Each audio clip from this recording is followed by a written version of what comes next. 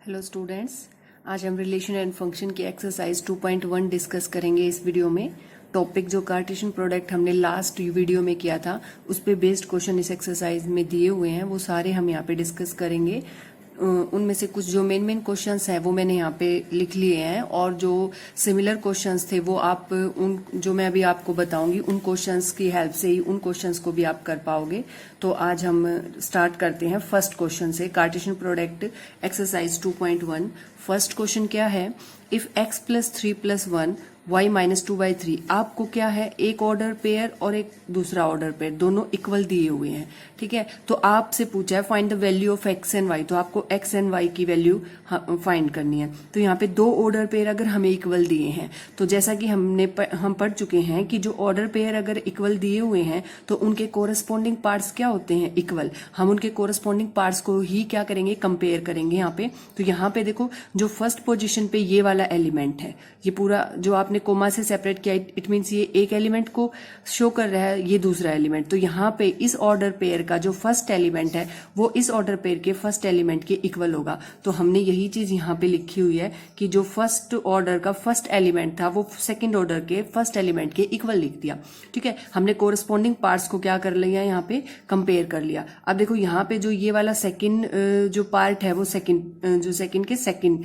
Element के equal हो जाएगा। तो यहाँ पे सेकंड एलिमेंट सेकंड की इक्वल हो गया। तो इस तरह से हमने यहाँ से x की वैल्यू निकाल दी। सिंपली जो हम अपना एल्जेब्राइक क्वेश्चंस करते हैं सोल्व, उसी मेथड से हमने ये भी सोल्व किया, और हमारे x की वैल्यू कितनी आ जानी है, यहाँ पे 2, और यहाँ हमारे y की वैल्यू कितनी आ जानी है, 1। इस तरह से ये क्वेश्चन, ये बिल्कुल सिंपल क्वेश्चन है। बस हमें इतना पता होना चाहिए कि अगर दो ऑर्डर पेयर इक्वल हैं, इट मीन्स उनके कॉरस्पॉन्डिंग पार्ट्स जो है वो इक्वल होंगे, और उन्हीं की हेल्प से हमने क्या कर लिया, यहाँ पे x और y की वैल्यू निकाल ली। अब देखो, जो सेकेंड क्वेश्चन है वो इस टाइप का दिया हुआ है।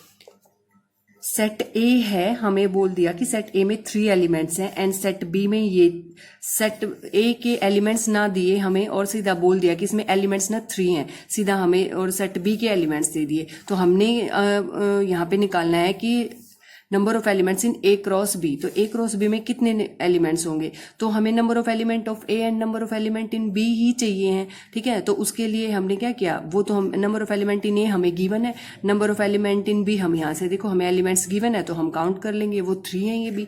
तो ये हमारे पास है, और हमें पता है, हमने जो रूल पढ़ा था, जो फॉर्मूला हमने पढ़ा था पिछले वीडियो में, उसमें ये था कि अगर आपको दो सेट के कार्टेशियन प्रोडक्ट में टोटल नंबर ऑफ एलिमेंट्स निकालने हैं तो उन दोनों सेट्स के नंबर ऑफ एलिमेंट्स को मल्टीप्लाई कर दो, आपको क्या मिल जाएगा, number of element in the Cartesian product of both set. तो ये हमें यहाँ पे मिल गया 3 × 3, आपका 9 आंसर आ जाएगा। इस तरह से कई क्वेश्चन और भी हैं 2.1 एक्सरसाइज में, जो मैंने यहाँ पे एक क्वेश्चन यहाँ पे डिस्कस कर लिया। ऐसे ही 1-2 क्वेश्चन और हैं, वो आप खुद से कर लोगे, ओके। अब आगे नेक्स्ट जो टाइप आपको मिल सकती है वो क्या मिलेगी। Now next type of question, जैसे थर्ड क्वेश्चन है कि G दे दिया सेट आपको, एंड H दे दिया, दोनों सेट आपको गिवन है, आपको G क्रॉस H और H क्रॉस G। ये तो सिंपली है कि जब हमने ये जो कार्टेशियन प्रोडक्ट पढ़ा, इसको क्रॉस प्रोडक्ट भी बोल देते हैं, बट ये कार्टेशियन प्रोडक्ट बोलना ही ठीक रहेगा, क्योंकि क्रॉस प्रोडक्ट जो है वो आप वेक्टर में भी पढ़ोगे तो कंफ्यूज हो जाओगे। तो वो वाला क्रॉस प्रोडक्ट अलग है, ये कार्टेशियन प्रोडक्ट है। तो यहाँ पे G क्रॉस H जो है वो निकालना है। तो हमने कार्टेशियन प्रोडक्ट में पढ़ लिया कि क्या करना है कि हमारा G जो सेट है उसका फर्स्ट एलिमेंट लेंगे और वो पेयरिंग स्टार्ट कर देगा H के हर एक एलिमेंट से। जैसे हमने कार्टेशियन प्रोडक्ट जब पढ़ा था तो उसमें ये पेयर बनाने भी सीखे थे, तो बिल्कुल वैसे ही G क्रॉस H निकाल देना है, और फिर H क्रॉस G, यानी कि H क्रॉस G में अब आपको एलिमेंट कहाँ से चूज करना है, 5।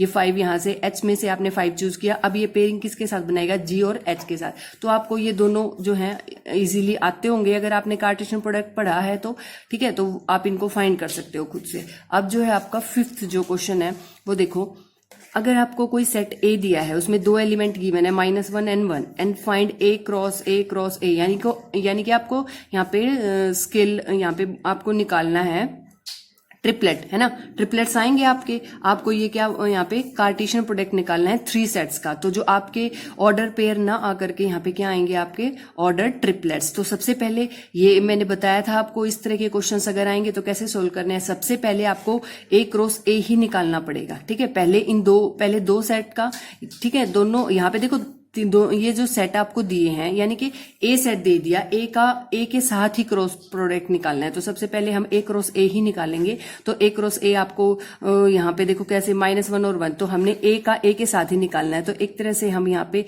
ए का ए के साथ ही क्रॉस प्रोडक्ट निकालेंगे। तो यहाँ पे देखो -1 ने -1 के साथ पेयर कर लिया, -1 ने 1 के साथ करा, फिर 1 ने -1 के साथ और 1 ने 1 के साथ, कितने 4 बनेंगे। देखो वो 4 के 4 जो हमारे बनने हैं वो सारे यहाँ पे आए हुए हैं ए क्रॉस ए में। इसी तरह फिर ये निकलने के बाद आपको फिर क्या करना है, ये हमारा एक सेट आ गया। अब इसने किसके साथ निकालना, अब दोबारा से इसका जो है क्रॉस प्रोडक्ट करेंगे हम, कार्टेशियन प्रोडक्ट करेंगे हम दोबारा से ए के साथ। तो अब देखो, अब यहाँ पे ये वाला जो है इसका एक एलिमेंट, फर्स्ट एलिमेंट इसके साथ -1 के साथ कर लेगा पेयर, ठीक है। इस तरह से आप क्या दे देंगे, फिर 1 के साथ करेगा, ठीक है। ये आगे पीछे लिखे हुए हैं बट आने यही हैं सारे के सारे, ठीक है, क्योंकि इसमें 4 एलिमेंट्स है, इसमें 2 एलिमेंट्स है, तो टोटल कितने बनेंगे 8, वो टोटल 8 यहाँ पे बने हुए हैं, ठीक है। इस तरह से हम जो है इनके पेयर्स बना लेंगे, ठीक। पहले पेयर्स बना लेंगे और फिर क्या बना लेंगे, ट्रिपलेट्स बना लेंगे। और हमारा जो है ये ए क्रॉस ए जो है, जो तीन जो आपका ए सेट का जो है कार्टेशियन प्रोडक्ट आ जाएगा, ठीक है। अब देखो यहाँ पे 6th क्वेश्चन जो दिया हुआ है उसमें क्या है, ए क्रॉस बी, यानी कि आपको 2 सेट का कार्टेशियन प्रोडक्ट दे रखा है और इस तरह से उसके अंदर ये एलिमेंट्स आए हुए हैं। आपको ये बताना है कि ए और बी सेट क्या होंगे। आपको कार्टेशियन प्रोडक्ट दे दिया और अब आपसे सेट पूछ लिया। तो आप ध्यान से देखो बच्चों, आपको इतना तो पता है ना कि जो फर्स्ट एलिमेंट है वो फर्स्ट सेट का होता है। तो यहाँ पे देखो फर्स्ट सेट में कितने एलिमेंट आएंगे, ए, ये भी ए है, बी है, ये भी बी है। अब देखो हमने इसके अकॉर्डिंग हमारे पास ए के अंदर क्या आ गया, ए, आपने सारे जो फर्स्ट सेट थे वो सारे लिख लिए, बी और बी। अब देखो ये क्योंकि सेट है, आप सबको पता है सेट के अंदर जो है एलिमेंट्स रिपीट नहीं होते, तो ए कोमा बी 2 बार ही लिखेंगे, इस मतलब 2 ही आएंगे यहाँ पे, क्योंकि ये दोबारा रिपीट करे हुए हैं, ये हमने इसमें लिखने ही नहीं है। तो सेट के अंदर कोई भी एलिमेंट है उसको हम दोबारा रिपीट नहीं करते। तो उस थ्योरी के अकॉर्डिंग हमारे पास ए के अंदर ये एलिमेंट आ गए, ठीक है। इसी तरह से जो सेकंड एलिमेंट है वो बी का होगा। तो अब देखो इस तरह से हमने जब कैलकुलेट किया तो ए सेट हमारा ए बी आ गया और बी सेट हमारा एक्स वाई। तो ये क्वेश्चन इस तरह भी पूछा जा सकता है कि आपको कार्टेशियन प्रोडक्ट दे दें और आपसे सेट पूछ लें। सेट दे के कार्टेशियन प्रोडक्ट तो आता ही है, उल्टा भी पूछ सकते हैं आपसे, ठीक है। अब देखो एक 7th क्वेश्चन है, इसके अंदर क्या दिया है कि आपको ए सेट दे दिया, बी सेट दे दिया, C and D, 4 sets are given. और वेरिफिकेशन के लिए हमें ये 2 पार्ट दे दिए कि आप ये वेरीफाई करो, मतलब इसका लेफ्ट और राइट दोनों को देखो क्या ये इक्वल है। और जो सेकंड क्वेश्चन है उसमें क्या है कि ए का सी का जो कार्टेशियन प्रोडक्ट है is a subset of B cross D. तो हमें ये चेक करना पड़ेगा कि पहले ये निकालना पड़ेगा, फिर चेक करना पड़ेगा कि क्या ये इसका सबसेट है। तो सबसे पहले हम फर्स्ट क्वेश्चन करेंगे। फर्स्ट में क्या है, देखो हमें कार्टेशियन प्रोडक्ट दिया हुआ है ए का और बी इंटरसेक्शन सी का। तो सबसे पहले बी इंटरसेक्शन सी निकालना पड़ेगा हमें। और इंटरसेक्शन क्या होता है, आपने सेट के अंदर पढ़ा हुआ है, ठीक है ना। बी और सी सेट के अंदर जितने भी कॉमन एलिमेंट्स हैं वो उनके इंटरसेक्शन में आ जाएंगे। तो हम वही यहाँ पे देखने वाले हैं। देखो बी और सी, हमारे पास बी सेट और सी सेट देखो पहले कहाँ है, ये हमारा बी सेट है, ये हमारा सी सेट है। बी में है 1 2 3 4 एंड सी में है 5 एंड 6। अब आप मुझे ये बताओ इनमें कोई एलिमेंट कॉमन है, नहीं है। तो कोई एलिमेंट कॉमन नहीं है, इट मीन्स इनका इंटरसेक्शन क्या है, नल है। नल सेट मतलब 5, आप 5 लिखोगे यहाँ पे। तो अब देखो यहाँ पे मुझे ए सेट गिवन है और मुझे ये सेट भी पता चल गया, ये एम्प्टी सेट है। ए सेट का और 5 के साथ क्रॉस प्रोडक्ट 5 आएगा, क्योंकि कार्टेशियन प्रोडक्ट का जब कंसेप्ट हम पढ़ रहे थे तो हमने उसमें ये चीज डिस्कस की थी कि हमें नॉन एम्प्टी सेट चाहिए कार्टेशियन प्रोडक्ट निकालने के लिए। अगर उनमें से कोई एक भी सेट एम्प्टी हो गया तो उनका कार्टेशियन प्रोडक्ट भी 5 ही होगा, क्योंकि वो पेयरिंग किसके, ए के एलिमेंट पेयरिंग किसके साथ बनाएंगे, यहाँ पे पेयर्स आएंगे ही नहीं, तो इसलिए क्या हो गया, ये 5 हो गया, ठीक है। अब ऐसे ही हमने ए क्रॉस बी निकाल लिया, उसका राइट साइड प्रूव भी तो करना है, तो ए क्रॉस बी निकालेंगे उसके लिए। तो हमने क्या किया, ए और बी के एलिमेंट की यहाँ पे जो है जितने भी एलिमेंट्स आएंगे पेयर कर करके सारे ऑर्डर्ड पेयर यहाँ पे लिख लिए और इसी तरह से हमने ए क्रॉस सी भी निकाल लिया। और अब इन पेयर्स में अब देखो जो राइट साइड है वो है हमारा ये कि आपको A cross B intersection A cross C निकालना है। अब ए क्रॉस बी ये रहा और ए क्रॉस सी ये रहा, इनमें से जब मैंने एलिमेंट को कंपेयर करा कि कोई कॉमन हो तो मैं उसको यहाँ पे लिखूं, बट यहाँ पे देखो कोई भी एलिमेंट जो है इन दोनों सेट्स में कॉमन नहीं है, ठीक है, कोई भी जो है कॉमन नहीं है, तो यहाँ पे क्या आ जाएगा, ये इनका इंटरसेक्शन 5 आ जाएगा। तो यहाँ से 1 से और 2 से हमारे पास क्या कंक्लूजन निकलता है कि 1 भी लेफ्ट साइड भी हमारा 5 आया था और राइट साइड भी हमारा 5 आया था, इसका मतलब हमने वेरिफिकेशन कर दिया। एंड द सेकेंड क्वेश्चन जो था उसमें था A क्रॉस C जो है और B क्रॉस D, ये बोला गया कि A क्रॉस C ना B क्रॉस D का ना सबसेट है, तो सबसे पहले A क्रॉस C निकाल लेंगे। A क्रॉस C हमने यहाँ पे निकाला ही हुआ है, ठीक है ना, दोबारा निकालने की जरूरत ही नहीं है, सीधा हमने इन एलिमेंट्स को यहाँ पे रखा, अब B क्रॉस D निकाल लिया। अब हम ये देखेंगे, देखो सबसेट की कंडीशन क्या होती है, सबसेट की कंडीशन ये होती है कि कोई भी सेट है, अगर वो किसी सेट का सबसेट होगा तो उस सेट के सारे एलिमेंट्स उस जिसका हम सबसेट बता रहे हैं उसमें कंटेन्ड होना चाहिए, है ना, कि एवरी, मान लो हमारे पास है let A and B be two non empty set, पहले बात तो नॉन एम्प्टी होना चाहिए, let A and B be two non empty set, if every element of A contained in B then A is the subset of B, है ना, A is the subset of B। तो ये हो सकता है, ये था हमारा सबसेट, यानी कि अगर A सेट B का सबसेट है तो A का हर एक एलिमेंट B में कंटेन्ड होगा। तो क्या अब यहाँ पे इस वाले सेट का हर एक एलिमेंट इसमें कंटेन्ड है, चलो चेक करते हैं। 1,5, हाँ ये रहा यहाँ पे 1 और 6 ये रहा, 2 5 ये रहा और 2 6 ये रहा, तो सारे एलिमेंट A क्रॉस C के B क्रॉस D में है, it means A cross C is the subset of B cross D। और इस तरह से ये वाला पार्ट भी हमारा प्रूव हो गया। अब देखो हमारा जो 10th क्वेश्चन है, the Cartesian product A cross A has A elements among which are found -1 0 and 0 1, 9 elements, sorry A नहीं है ये 9, has 9 elements among which are found -1, 0 and 0, 1, find set A and the remaining element of A cross A। देखो एक हम Cartesian product निकाला है set A का set A के साथ ही, ठीक है, A क्रॉस A निकाला है और उसमें हमें ये बोल दिया कि उसमें 9 एलिमेंट्स आएंगे। ओके, तो एक बात तो यहाँ से क्लियर है कि सेट A का A के साथ है, तो जितने A में है तो मतलब A यहाँ पे क्या होगा, ये 9 किसी ना किसी का स्क्वायर होगा, जैसे 3 into 3, मतलब देखो number of element in A cross A क्या आएगा, number of element A into number of element A, तो क्या ये नंबर ऑफ एलिमेंट A का स्क्वायर नहीं हो गया, क्योंकि 2 बार आएंगे तो ये स्क्वायर। तो यहाँ पे हमने क्या देखा, तो 9 किसी का स्क्वायर है 3 का, तो ये बात तो क्लियर है कि A के अंदर ना 3 एलिमेंट्स है।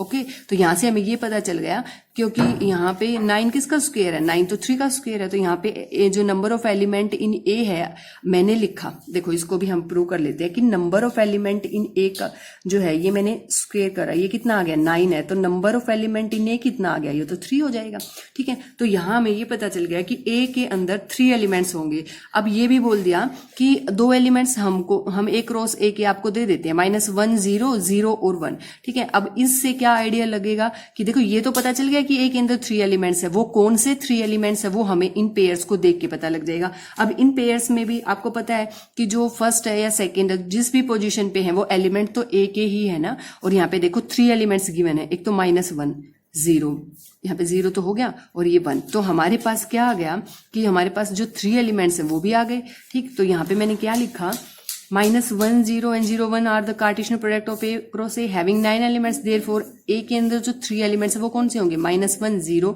and 1। और फिर हम क्या करेंगे, वो A क्रॉस, जब हमें A के तीनों एलिमेंट्स के बारे में पता चल गया कि ये तीनों एलिमेंट्स ये हैं, तो A क्रॉस A हमने निकाल दिया, और वो जितने भी 9 एलिमेंट्स आने थे इस A क्रॉस A में वो सारे हमने यहाँ पे निकाल के दिखा दिए। ओके, अब बच्चों ये एग्जाम्पल है आपका एनसीईआरटी में, ये काफी इंपॉर्टेंट भी है, थोड़ा सा क्वेश्चंस और जो है उनसे अलग भी है, क्योंकि इस टाइप के क्वेश्चन ना तो आपकी उस एक्सरसाइज में दिए, और ये एक अकेला एग्जाम्पल ऐसा है जो थोड़ा सा कंफ्यूजिंग हो सकता है बच्चों के लिए, तो मैं इसको थोड़ा सा यहाँ पे आपको एक्सप्लेन कर देती हूँ ताकि कोई भी डाउट आपके ना रहे। तो यहाँ पे देखो ये किस टाइप का क्वेश्चन दे रखा है, इसमें ये बोला हुआ है कि if R is the set of all real numbers, what do Cartesian product R cross R and R cross R represent.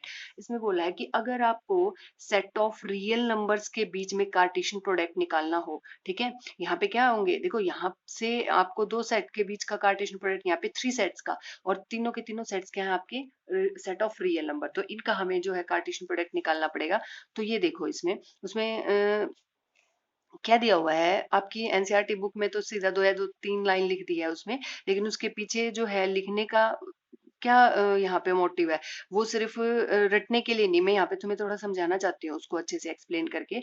Answer तो इसमें क्या दिया हुआ, उसमें सीधा लिख के छोड़ दिया कि टू डायमेंशनल प्लेन को शो कर रहा है आर क्रॉस आर सेट। वो क्यों कर रहा है शो, वो ये यहाँ बता रही हूँ। देखो, आर क्रॉस आर जो सेट है मीन्स रियल नंबर का रियल नंबर के साथ ही कार्टेशियन प्रोडक्ट। तो एक बात ध्यान से सुनो बच्चों, जो रियल नंबर होता है, ठीक है ना, वो कैसा सेट होता है, वो इनफाइनाइट सेट होता है। और इनफाइनाइट सेट का इनफाइनाइट सेट, जब हमने कार्टेशियन प्रोडक्ट वाला कंसेप्ट पढ़ा था तो उसमें ये भी एक पॉइंट मैंने तुम्हें बताया था वहां पे कि अगर मान लो किसी सेट, एक भी सेट अगर इनफाइनाइट हो जाए कार्टेशियन प्रोडक्ट निकालते वक्त, अगर एक भी सेट इनफाइनाइट हो जाए तो जो पेयर आएंगे हमारे, ऑर्डर पेयर आएंगे, वो कितने आएंगे, वो भी इनफाइनाइट ही आएंगे। तो यहाँ पे तो दोनों ही सेट इनफाइनाइट है, तो जो यहाँ पे पेयर बनेंगे, ऑर्डर पेयर बनेंगे, वो क्या बनेंगे, वो infinite set of order pairs. तो हमारे पास infinite set of order pair बनेंगे यहाँ पे, है ना। तो यहाँ पे अब देखेंगे, अगर जैसे मान लो जब तक हमने यहाँ पे कार्टेशियन प्रोडक्ट वाला टॉपिक नहीं पढ़ा था, 9th 10th में हम कोऑर्डिनेट ज्योमेट्री पढ़ते आ रहे थे।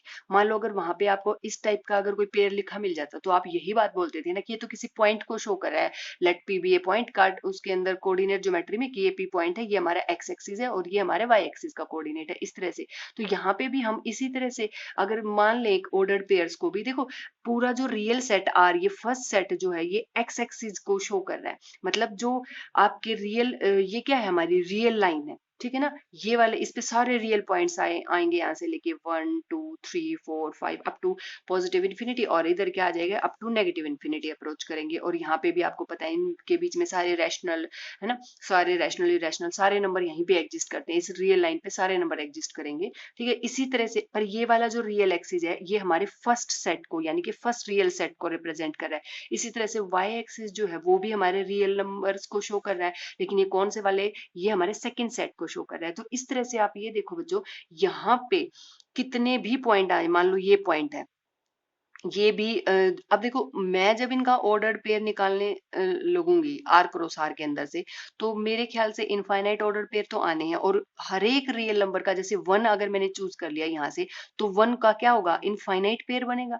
इनफाइनाइट नंबर से वन जो है पेयरिंग करेगा। इसी तरह से हर एक पेयर जो है, अगर मैं बोलूँ ये पॉइंट, क्या ये वाला पॉइंट, मान लो ये है 1 1, ये वाला पेयर आएगा इसमें, हाँ बिल्कुल आएगा आर क्रॉस आर में। मैं बोलूँ कि ये वाला पेयर आएगा, यहाँ पे क्या है वन, ये आपका एक्स एक्सिस तो वन है, लेकिन आपका वाई एक्सिस क्या है 0.5 है, क्या ये आएगा, हाँ ये भी आएगा क्योंकि ये भी रैशनल है, ठीक है। इस तरह से ये पॉइंट आएगा, ये मतलब इस पूरे के पूरे इसके अंदर कोई भी मैं अगर पॉइंट चूज करूँ तो वो सारे, अगर उस पॉइंट की लोकेशन मैं देखूं कि ये वाला, ये एक्स एक्सिस से और वाई एक्सिस से जो भी इसकी पोजीशन है, वो पॉइंट जो है क्या ये आएगा, तो हर एक एक्स वाई, ठीक है ना, एक्स कहाँ से बिलोंग कर रहा है आर से, और वाई भी कहाँ से बिलोंग कर रहा है आर, हर एक एक्स वाई टाइप का एलिमेंट जो है इसके अंदर आएगा, चाहे इधर वाला भी नेगेटिव पॉजिटिव सब आएंगे। तो एक तरह से अगर मैं देखूं तो ये पूरा का पूरा रियल जो, ये पूरा का पूरा 2D प्लेन है ना, 2D प्लेन, एक्स और वाई कोऑर्डिनेट से जो मिलके जो पूरा का पूरा प्लेन बनता है वो 2D प्लेन होता है, ठीक है ना। तो ये पूरा